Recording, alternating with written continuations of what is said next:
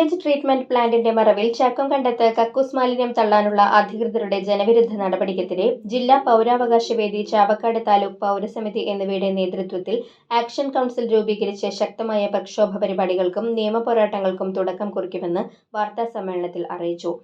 ഞായറാഴ്ച വൈകിട്ട് 5-ന് ചക്കംകണ്ടം കായൽക്കടവ് റിസോർട്ടിൽ ചേരുന്ന ജനകീയ കൺവെൻഷനിൽ വിവിധ സാമൂഹ്യ സാംസ്കാരിക പരിസ്ഥിതി സംഘടനകളുടെ നേതാക്കൾ പങ്കെടുക്കും.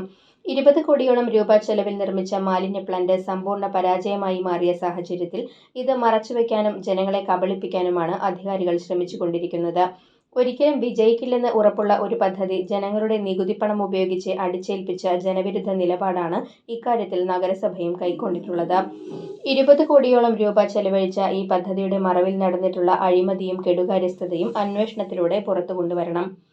കക്കൂസ് മാലിന്യം ടാങ്കറിൽ കൊണ്ടുവന്ന് പുഴയിൽ ഒഴുക്കാനുള്ള നീക്കവുമായി അധികാരികൾ മുന്നോട്ടു പോയാൽ ജനങ്ങളെ അണിനിരത്തി ജനവിരുദ്ധമായ ഈ നീക്കത്തെ എതിർത്ത് തോൽപ്പിക്കുമെന്ന് അധികാരികളെ ഓർമ്മപ്പെടുത്തുന്നു.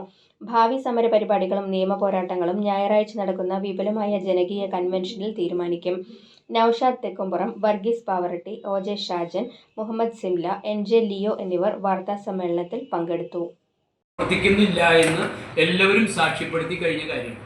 അങ്ങനെ സാക്ഷ്യപ്പെടുത്തി കഴിഞ്ഞ പ്ലാന്റിലേക്ക് ടാങ്കറിൽ മാലിന്യം കൊണ്ടുവരിക എന്ന് പറഞ്ഞാൽ എന്തിനാണ് എന്ന ചോദ്യത്തിന് ഉത്തരവില്ലാത്തത് കൊണ്ടാണ് ഇപ്പോൾ നഗരസഭ മറ്റ് ആളുകളൊക്കെ വേറൊരു തരത്തിലുള്ള ഒരു തീരുമാനം പൊടിയുടെ പരിപാടിയായിട്ട് നടത്തണം. അങ്ങനെ നടത്തുന്ന ഒരു തീരുമാനം അത് ബഹുജന രോഷം തണുപ്പിക്കാൻ വേണ്ടിയുള്ള ഒരു സംവിധാനമായിട്ട് നിന്നാൽ കുറച്ച് കഴിഞ്ഞാൽ ഇത് വീണ്ടും അവരിത് നടപ്പാക്കും. ഇവിടെ നിലവിലുള്ള വിഷയം നേരത്തെ നൌഷാദ് പറഞ്ഞതുപോലെ ഒരുപാട് പൈപ്പ് നേരത്തെ ഇട്ടിട്ടുണ്ട്. വളരെ ചെറിയ എത്രയോ വർഷങ്ങൾക്ക് മുമ്പിട്ട പൈപ്പുകളാണ്. പലതും പൊട്ടി പലയിടത്തും അതിൻ്റെ മാലിന്യം പുറത്തു വരുന്ന സാഹചര്യം നിലവിലുണ്ട് എന്നുള്ളതാണ് നമ്മൾ പരിശോധിക്കുമ്പോൾ നമുക്ക് മനസ്സിലാവുന്നത്. അപ്പോൾ വളരെ ഗൗരവമായിട്ട് ഈ പ്ലാന്റ് ഇവിടെ നിലനിർത്തുന്നുണ്ടെങ്കിൽ അതിനനുസൃതമായ പൈപ്പുകൾ ഗുരുവായൂരിൽ നിന്ന് വരേണ്ടതുണ്ട്.